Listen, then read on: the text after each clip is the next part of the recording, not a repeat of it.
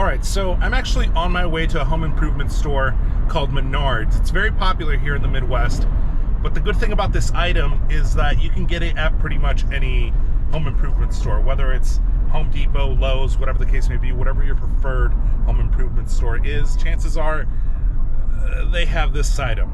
The best part about this item is that it's at the front of the store.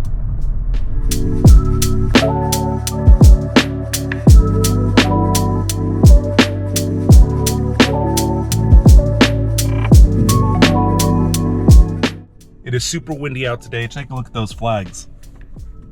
All right, so if you've never been to a Menards before, I highly recommend you go. They literally have everything. Their wood is super consistent. Unlike Home Depot's curvy 2x4s, Menards has really good quality 2x4s, and it is great, especially if you're like a smaller real estate investor like myself. If you're a big real estate developer, then what are you doing? You should be negotiating with wholesaler and actual lumber yards, but chances are you already know that by now.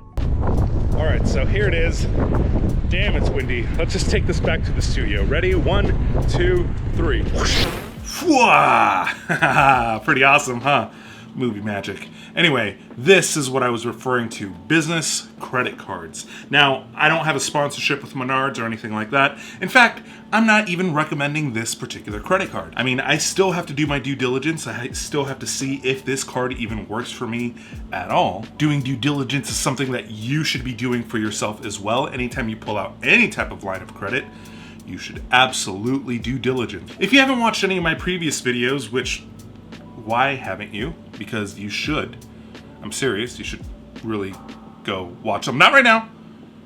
Watch this one first, then go back and watch the other videos. I'm trying to get more watch time.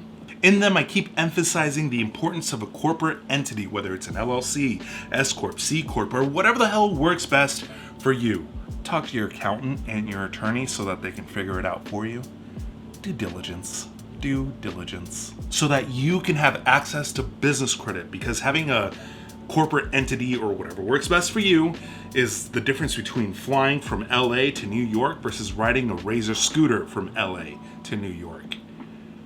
Big freaking difference. Now, this is where I lose a lot of people, because a lot of people understand having a credit card, having a line of credit of some sort so that they can fund their business, essentially. What they don't seem to understand is why they can't just use their personal credit cards. I mean, they have them already. Why would they get more? But here's the thing, and come a little closer. By using your personal credit cards, you're pissing off your accountant and possibly the IRS. I don't want to piss off either. Plus, with the right business credit card, you can avoid one teensy-weensy little problem. Actually, it's a huge problem. Usage.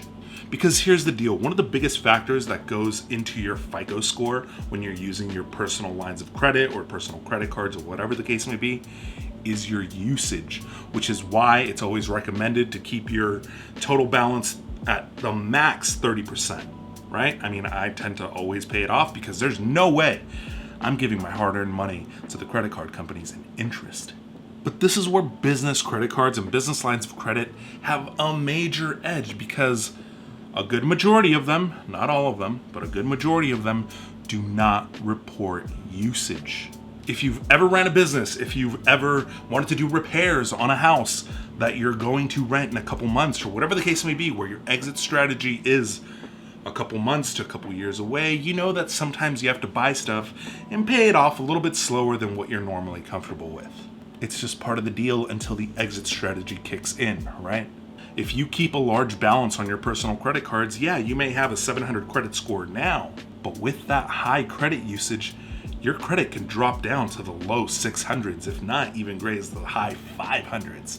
You don't want to be there, because very quickly you're going to learn one thing, and that is that you will become unbankable.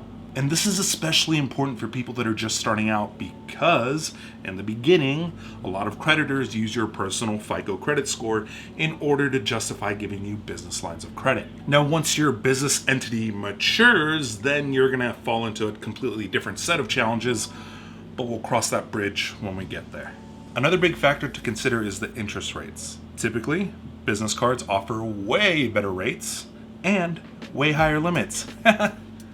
Just what I needed. Now, final thought here. Let me be completely clear.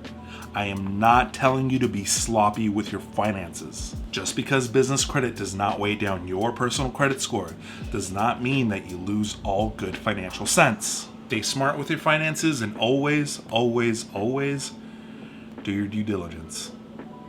All right, that's it. I will see you tomorrow. Peace. Oh, don't forget to like and subscribe and all that good stuff. All right, bye.